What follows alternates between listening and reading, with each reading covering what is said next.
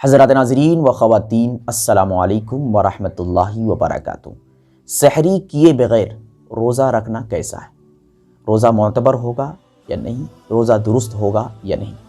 دیکھیے، اگر آپ سحری کرنے کی شرعی حیثیت کو جان لیں گے اور یہ آپ کو معلوم ہو جائے گا کہ سحری کرنا واجب ہے، فرض ہے، سنت ہے، مستحب ہے، تو پھر یہ مسئلہ بالکل حل ہو جائے گا۔ کیونکہ شریعت کے اندر جو عمل واجب ہے، جو عمل ضروری اور فرض ہے، اگر اس کو آپ ترک کر دیتے ہیں تو پھر آپ کا وہ عمل درست نہیں ہوگا۔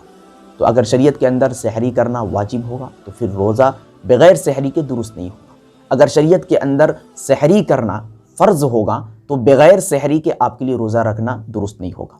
لیکن جب آپ فقہ کی کتابوں کو اٹھائیں گے تو آپ کو یہی لکھا ہوا ملے گا کہ سحری کرنا یہ سنت ہے۔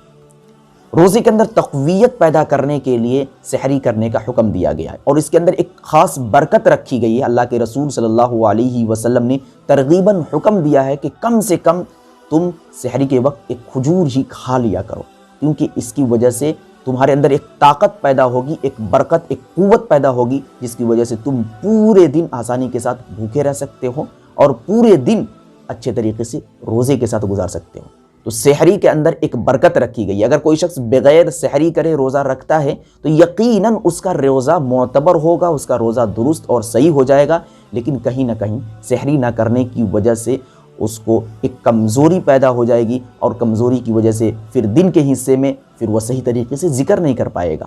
روزہ تو رکھ لے گا لیکن صحیح طریقے سے نماز نہیں پڑھ پائے گا، قرآن کریم کی تلاوت نہیں کر پائے گا، بہت ہی مشکل سے اس کا روزہ مکمل ہو پائے گا۔ تو خلاصہ کلام تو یہی ہے کہ آپ بغیر سحری کرے روزہ رکھ سکتے ہیں، لیکن جان بوجھ کر سحری کو ترک نہ کیا جائے۔ محض سستی کی وجہ سے سحری کو ترک نہ کیا جائے، غفلت کی وجہ سے سحری کو ترک نہ کیا جائے۔ ہاں، اگر کبھی آنکھ نہ کھلے تو پھر بغیر سحری کے آپ روزہ رکھ سکتے ہیں، لیکن آنکھ کھل رہی ہے اس کے باوجود بھی جان بوجھ کر آپ سحری نہیں کھا رہے ہیں، کچھ بھی نہیں پی رہے ہیں، پانی کا ایک گھونٹ بھی نہیں پی رہے ہیں، تو پھر یہ سنت سے اعراض کرنا ہوگا۔ تو آپ سنت سمجھ کر ہی سحری کریں۔